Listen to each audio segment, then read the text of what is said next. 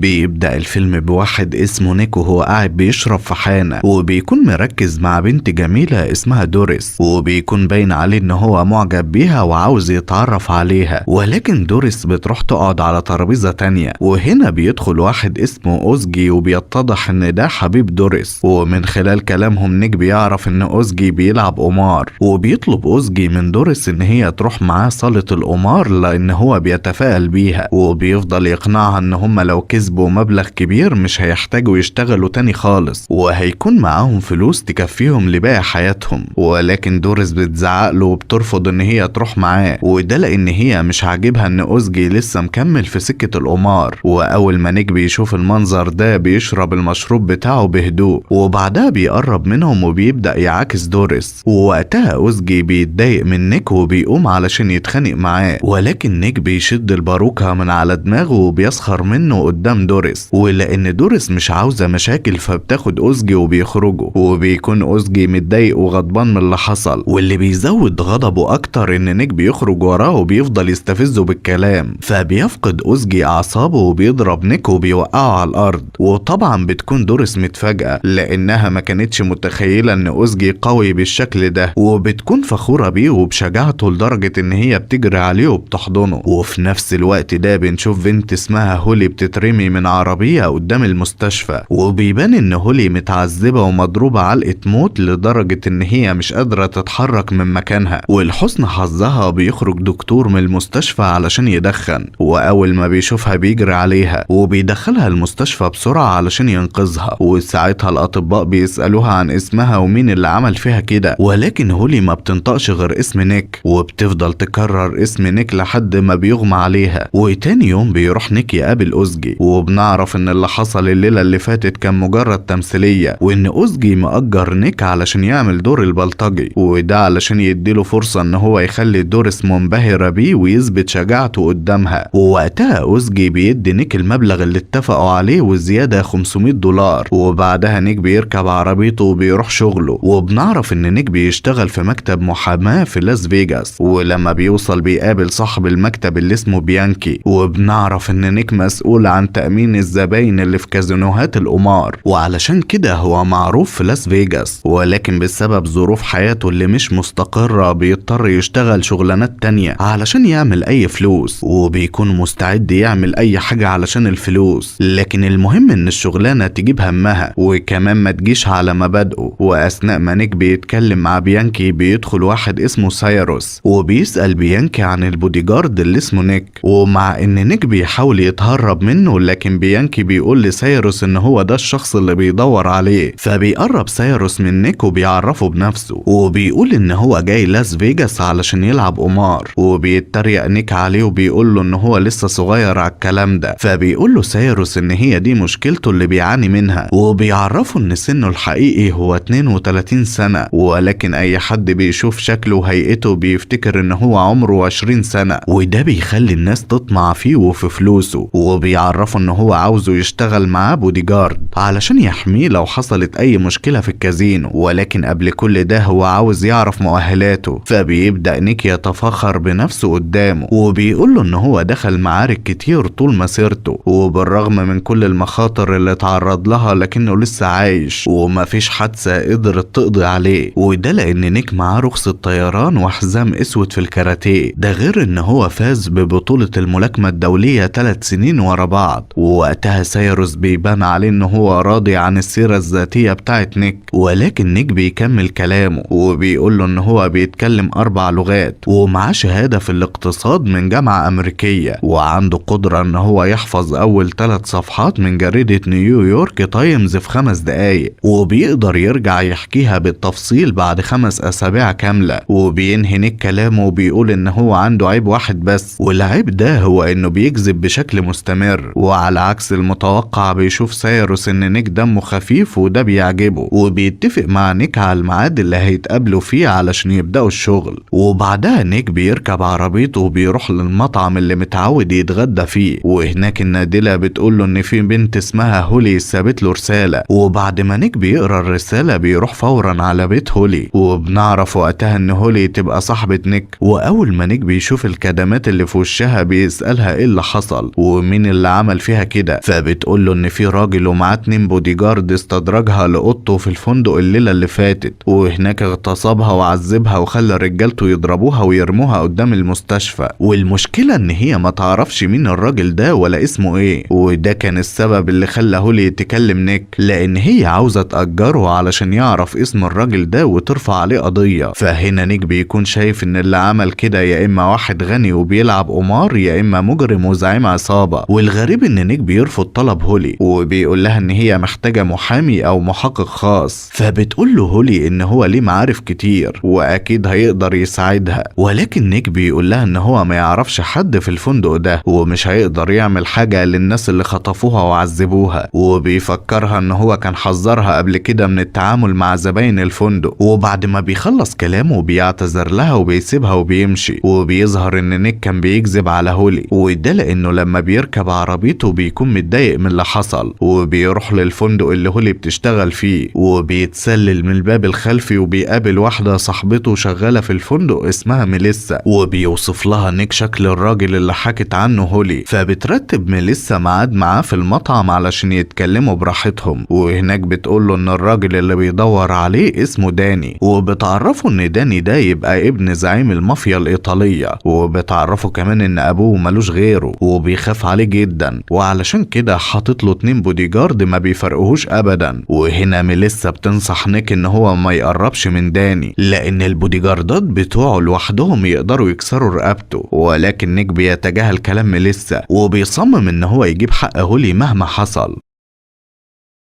وبالليل نيك بيقابل سايروس حسب ميعادهم، وسايروس بيكون طاير من الفرحة، وده لانه هيلعب قمار في لاس فيجاس لأول مرة. فبياخدوا نيك في جولة لكل صالات القمار اللي في المدينة. ووقتها سايروس بيكون فاكر ان نيك عميل سري، ومن كتر ما هو وشه جامد ومش بيبين اي تعبيرات بيفضل يسأله هو بيشتغل في انهي جهاز مخابرات بالظبط. لكن نيك بيقول له يسكت ويستمتع بالسهرة. فبيسمع سايروس كلامه وبيروح يلعب قمار، وبيقف نيك قريب منه علشان يحرسه. واول ما سايروس بيكسب بيعزم نيك على مشروب بالمناسبة دي، وبيبان وقتها ان نيك مش قادر يشيل موضوع هولي من دماغه. فبيتكلم مع سايروس وبيقول له ان هو عنده مشوار مهم. فبيقلق سايروس وبيخاف ان هو يفضل لوحده في الكازينو، ولكن نيك بيفكره ان هو ظهر معاه في كل الكازينوهات اللي في المدينة، وده معناه ان محدش هيقدر يأذيه او حتى يقرب منه. وبيوعده ان هو لما يخلص هيرجع يكمل شغل معاه.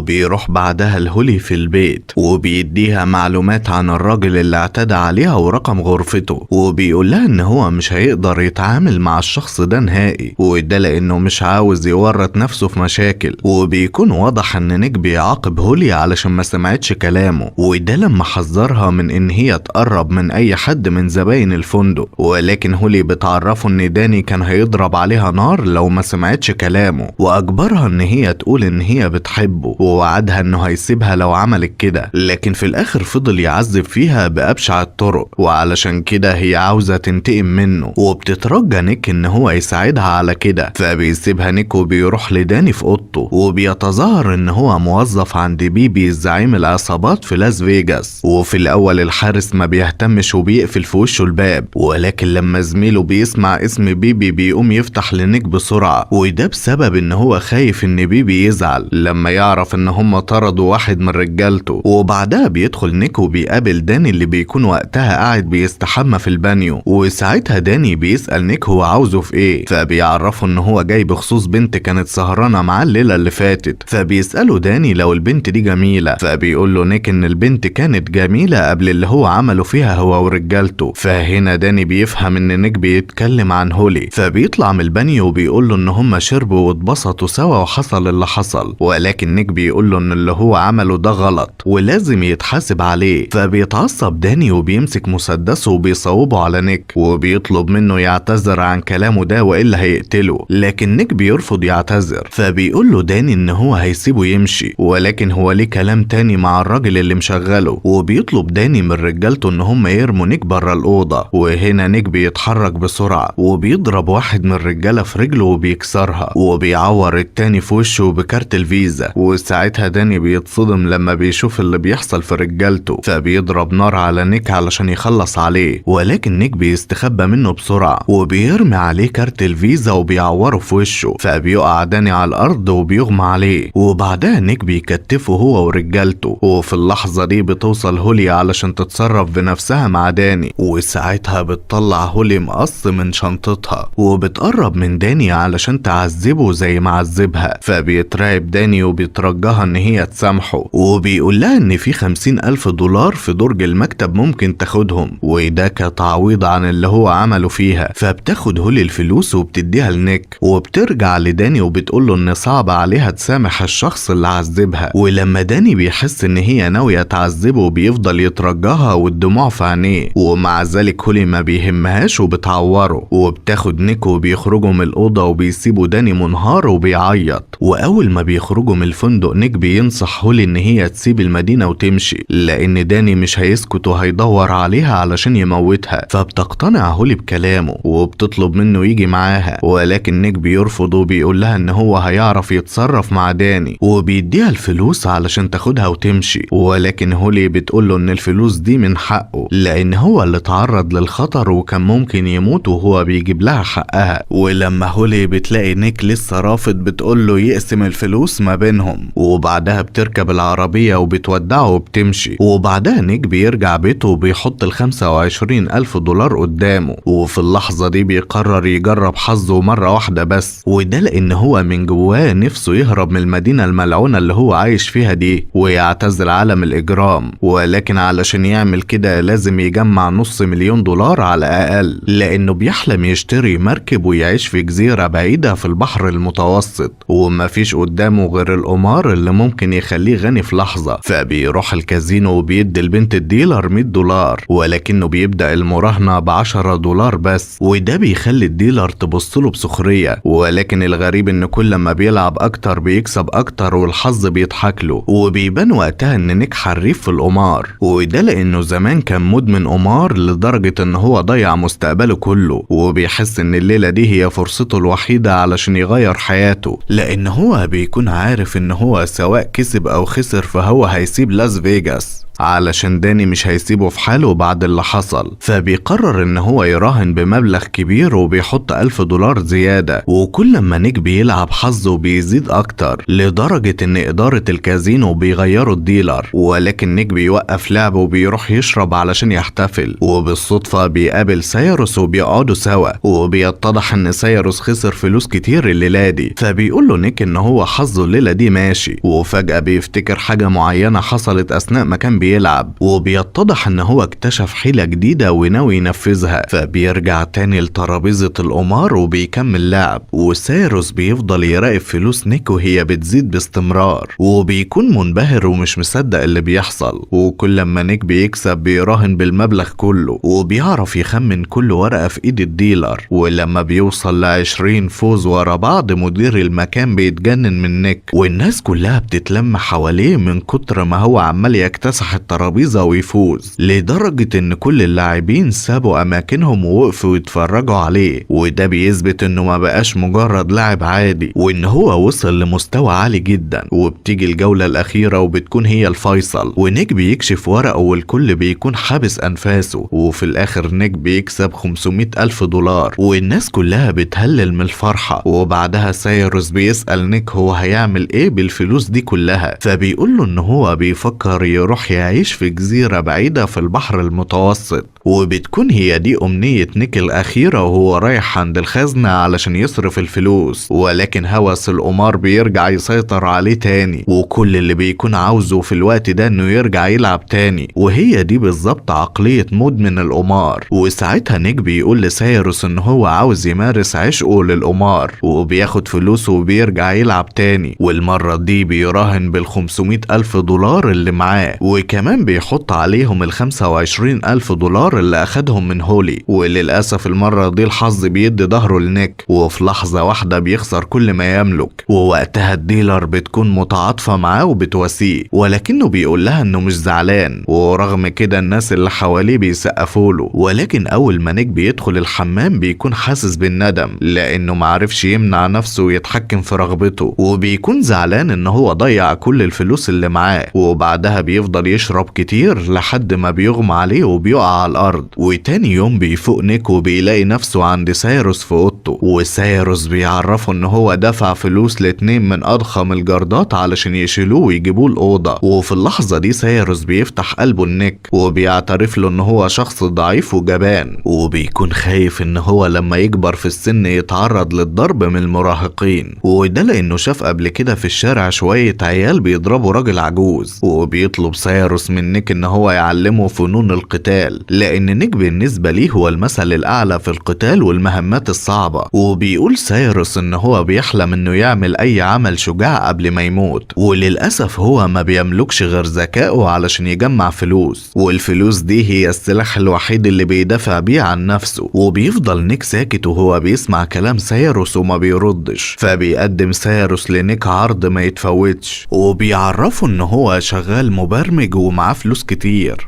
لدرجة انه كسب $70 مليون وهو عنده 19 سنة، وممكن يديله كل الفلوس اللي هو عاوزها. ولكن نيك ما بيصدقهوش وبيسيبه وبيروح للبار علشان يشرب. واثناء ما هو قاعد بيدخل على 2 رجالة وبيبلغوه ان داني عاوز يشوفه. ومن سوء حظ الاتنين دول ان نيك بيكون في اسوأ حالاته، وبيكون لسه بيفكر في $500 مليون اللي خسرهم، والنتيجة ان هو بيطلع فيهم كل الغضب اللي جواه، وبيفضل يضرب فيهم هما الاتنين كأنهم اكياس ملاكمة. ولكنه بيتفاجئ ان الكازينو مليان برجالة داني، ومع ذلك محدش فيهم بيقدر يقف قصاده، وبيضربهم كلهم واحد ورا التاني. وكل ما حد فيهم يرجع له بيصيبه نيك بإصابة جامدة علشان ما يقدرش يتحرك. وبيفضل نيك على الحال ده لحد ما بيخلص عليهم كلهم. وساعتها بيوصلوا رجالة صاحب الكازينو وبيطلبوا منه يوقف ضرب.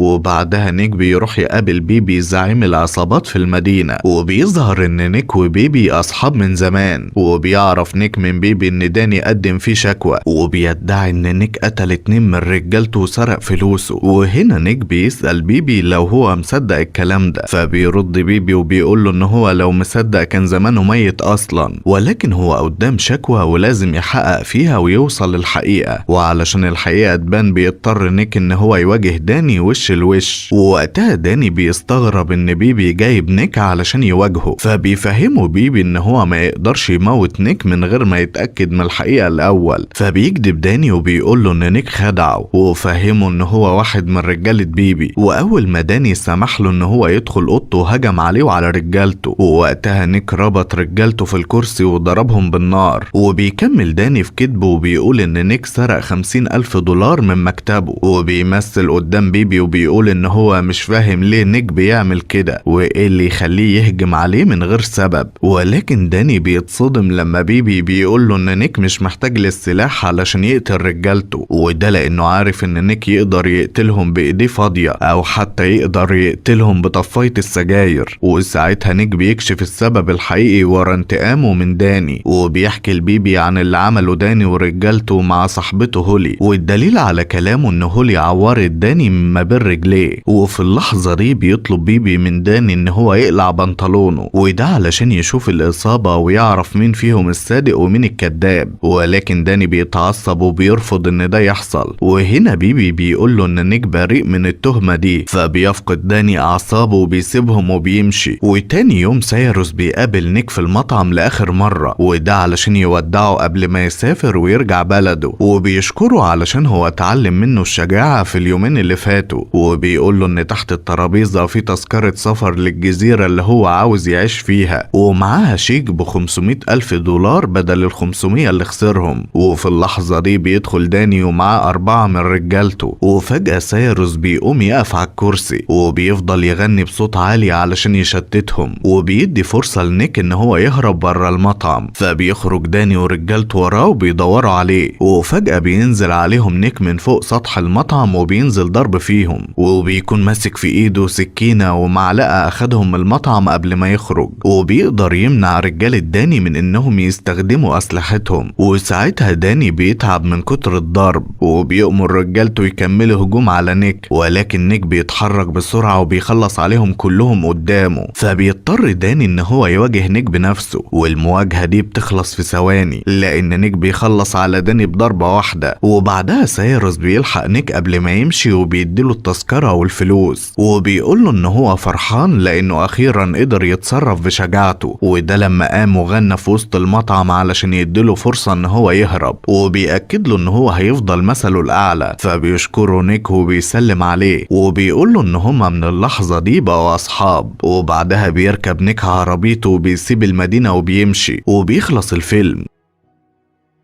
ما تنسوش تشتركوا في قناة فيلم تشينو وتعملوا لايك للفيديو، وتقدروا تقترحوا علينا اي مسلسلات وافلام نلخصها في التعليقات. وما تنسوش تشتركوا في قناة عبده عاطف عشان تتابعوا الملخصات الكوميدية، ونشوفكوا الملخص اللي جاي.